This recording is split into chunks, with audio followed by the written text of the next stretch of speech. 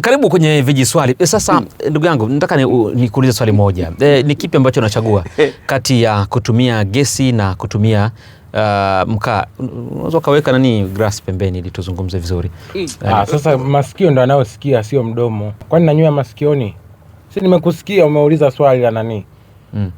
Producer Tusa, unaweza kupokea juisi kidogo Sio ustaarabu huo. Yaani wewe ndo sio ustaarabu kunywa juisi studio? Hapana, kwani ni sigara?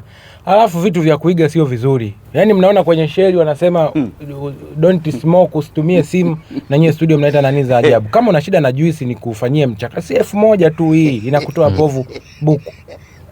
Okay. Uliza swali ni kujibu. Sawa. Basi sasa kipi ambacho unachagua au una prefer zaidi kati ya kutumia gesi na kutumia mkaa? Hilo swali hata sio la kuuliza. Wewe ungekuwa unakaa kwenye apartment ungetumia mkaa?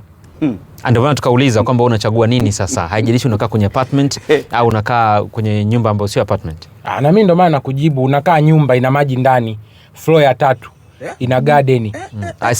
Sijataka kujua hayo. Ngoja. Wewe si umeniuliza? Mimi swali lako sikulitegemea kwamba utaniuliza hivyo. Kwa hiyo na wewe usifikiri utapata majibu nayo yategemea. Mimi nakuuliza tu, wewe ungekuwa unakaa kwenye floor ya 3, wewe ungetumia mkaa? Lakini ni vema sana, kwa mfano ungeiacha juisi pembeni tujibizane vizuri, kwa sababu juisi inakutesa nini? Naweza kunyeshea humo. Juisi inakutesa nini? Mpe producer tu sana. Sawa. Nasema hivi. Swali lako unavyoniuliza ni kama vile unataka nijibu kwenye mfumo. Nimesha kuelewa. Inaonekana wewe ni mtumiaji mzuri sana wa mkaa. Sasa usitake kwa sababu wewe unatumia mkaa na mimi nitumie mkaa huo. Kupi kuna gharama zaidi kati ya kutumia mkaa au kutumia gesi? Unaweza kutuambia? Sasa inaonekana huo moshi wa mkaa umevuruga mpaka ubongo. Yaani mimi nikuepe gharama za mkaa? Wewe kwenye apartment nitumie mkaa? Yaani haijalishi unakaa kwenye apartment au unakaa nyumba za chini.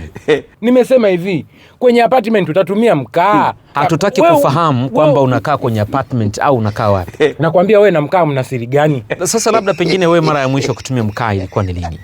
Ilikuwa ni tarehe 31 mwezi wa 2 mwaka jana. Yes.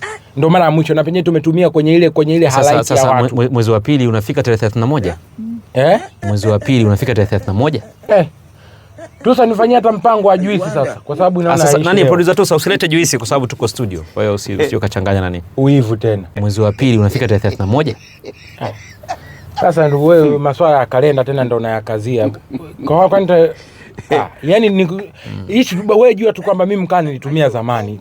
Okay, sawa. Basi mimi nikuseme tu kwamba producer Tusa, naomba mletee juisi. Wewe unatumia kilevi? Si unatumia kilevi chochote? Hapa situmii kilevi mimi. Hautumii kilevi? Lakini kuna watu najua watakuwa wameshachabanga tayari kwamba wewe utakuwa unatumia nini. Sasa hiyo ni juu yao. Kwa sababu kila mtu anavyojaji yeye. Wewe utawaweza watu, utawaweza? Huwezi kuwaweza watu. Siwezi kuwaweza kwa maana ipi? Watu, dunia ina mengi. Watu ni wahuni, watu wanaongea, watu wana mdomo. Wewe kama sio ya kweli huwezi kuwazuia watu wasichape. Wewe ni mtu wa kufeli sana. Sawa. Na ni producer Tusa, naomba ukate kipindi, usimweke.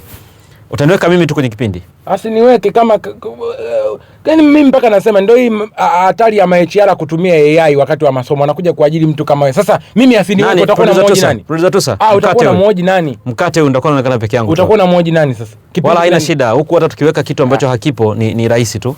Usimweke huyo kwenye video hii video. Tumeshasema huu mwaka tunaanza vizuri, unakutana na matatizo kama nyie. Usimweke huyo. Kwa sababu tu sijasema mimi natumia mkaa. Sasa basi wewe baki tu hapo. Mtoe mkate wewe, mtoe wewe. Ubaya wa watu. Yaani kwa sababu mimi nimesema situmii mkaa unaotumia wewe una nani?